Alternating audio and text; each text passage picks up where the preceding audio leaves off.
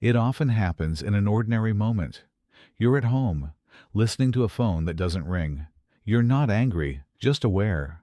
Aware of the way silence can stretch itself thin, like a thread pulled taut between two lives moving at different speeds. You tell yourself, they're busy. And it's true. But somewhere deeper, quieter, there's a small pulse of longing. Do they remember I'm still here? Still feeling? Still needing warmth? Even in ways I don't say out loud. This isn't self-pity. This is recognition. This is where the real story begins. Adult children rarely intend harm when they pick up the phone with one eye on the clock and one hand on the car keys. Life has trained them to multitask, to talk while packing lunches, to listen while scrolling through emails, to nod while thinking 3 steps ahead. So when they say, "Hey, I can't talk long," or "Can we do this later?" or even, "I'm in the middle of something," they believe they're simply being honest, direct, efficient. But these phrases land differently in a home where silence sits at the table like an old, familiar guest. For many seniors, a phone call isn't just a check-in. It's a doorway, a moment when the world expands, when someone's voice cuts through the long, quiet stretches that fill much of the day. It isn't just conversation, it's presence, the feeling of being woven back into the fabric of someone's life. When that moment is rushed, when the words are quick and the tone carries the weight of 1,000 unfinished tasks, something subtle but real happens.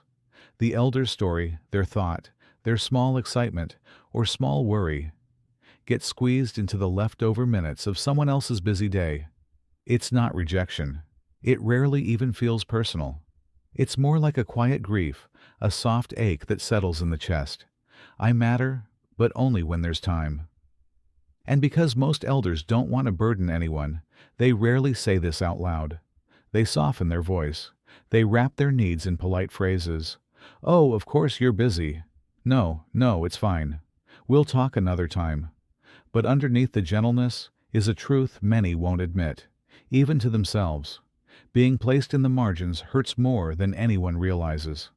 Not because they need attention, but because they need connection. And connection, for them, isn't measured in minutes, but in presence. A slow moment, a real pause, a conversation that doesn't feel like a car accelerating in the background. Most elders aren't asking for hours, just for a little space where they're not competing with errands, alarms, or a life lived at double speed. A space where they can be heard in the same way they once listened, fully, patiently, with a heart that didn't rush. There's a particular kind of sting that arrives, not with cruelty, but with softness used the wrong way. It's the sting of being spoken to a little too slowly, a little too loudly, or in words trimmed down, as if your mind had suddenly shrunk to the size of a child's. It's not intentional. Most adult children believe they're helping, making things easier, being patient. But to the one receiving that tone, it can feel like a quiet erasure, as if age has gently pushed you out of the circle of equals. And then there's the other sting, the one that hides inside well-meaning comments like, "You wouldn't understand this new technology," or "Don't worry about it, it's complicated," or even, "That's just how things are done now." Seniors carry a lifetime of competence, a lifetime of learning, unlearning, solving problems when there was no manual, raising families without the luxury of pause buttons, navigating hardships with a resourcefulness younger generations often forget existed. You didn't arrive at this age by being fragile. You survived because you were adaptable, observant, stronger than your circumstances, clever in ways the world didn't always see. So when you're treated as if the world has passed you by, it can feel as though someone is rewriting the story of who you are, skipping over the chapters where you were capable, respected, needed, indispensable. It's not pride, it's memory, it's identity. No one wants to feel like the newest parts of the world have closed their door on them before they even had a chance to knock. This is where Montaigne whispers a gentle truth. No one is exempt from speaking foolishly. The mistake is to do it deliberately. In simple terms, We all miss the mark sometimes. We all talk in ways we don't fully intend. The harm isn't usually in the fumble. It's in not noticing the fumble at all. It's in repeating the same small wound because no one takes a moment to ask how the other person felt. When adult children forget that you're still someone with opinions, with sharpness, with lived intelligence, it's not a sign that you've become less. It's a sign they've stopped looking closely. Age doesn't make you fragile, but being treated as fragile can make you feel unseen. And perhaps what hurts most is not the misjudgment itself, but the unspoken assumption beneath it, that your relevance has an expiration date. But your story hasn't expired. Your insight hasn't expired. Your ability to understand, learn, adapt, connect, contribute, or surprise people has not expired. What has changed is simply the world around you, not your capacity to inhabit it. And sometimes the deepest longing is not to be admired or deferred to, but simply to be spoken to as the full, whole, complex person you still are. Adult children often carry love the way people carry air. Always there, always present, so natural they forget it needs expression to be felt. They love deeply but express it quietly, hidden beneath calendars, responsibilities, rushed mornings, and the unspoken belief that parents already know. And in many ways, they're right. You do know they care. You raised them. You've seen the tenderness that shaped them. You trust the love that still lives in them. But knowing and feeling are not the same for seniors. Love is experienced through gestures, not assumptions. A small visit, a warm check-in, a conversation without glancing at the clock, a laugh shared for no reason at all. These aren't luxuries, they're signals, tiny lanterns that say, you still matter in the landscape of my daily life.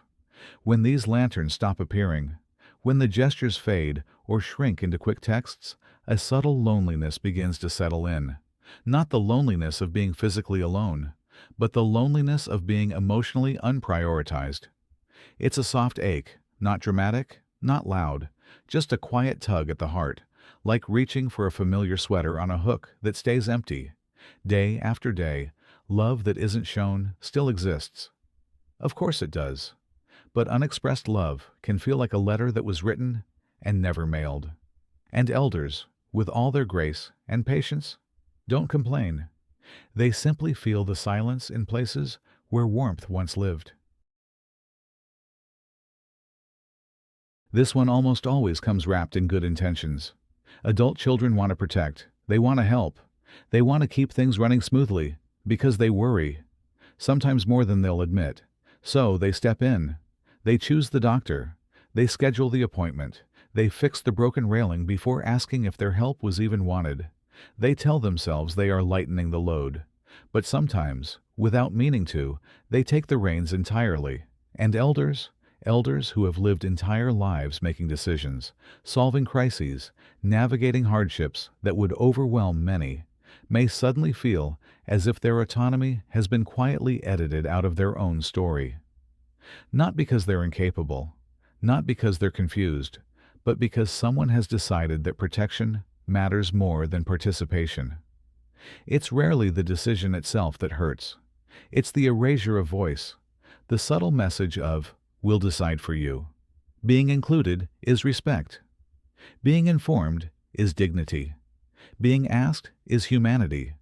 To be invited into choices is to be reminded that your wisdom still counts. Your opinions still hold weight. Your life is still your own. Even if help is needed sometimes, the desire to be part of the process never leaves. No one outgrows the need to feel that they still have a say in the direction of their own days. If you are a senior who feels these aches, or an adult child who never meant to cause them, here's the truth beneath all of this. None of these hurts are about blame. They're about longing, about the fragile, precious thread that connects generations even when time stretches it thin. And healing often begins, not with grand gestures, but with small moments of recognition, a call answered without hurry, a question asked with respect, a memory shared without rushing past it, a decision made side by side, not one in front of the other. This is how families become whole again, not by erasing the hurt, but by noticing it with gentleness, because the love between seniors and their adult children is not broken. It is simply waiting to be tended to, the way one tends to a houseplant that still has green beneath the dry leaves, and in that tending, slow, patient, real, belonging returns. Connection breathes again, and both sides can finally feel seen.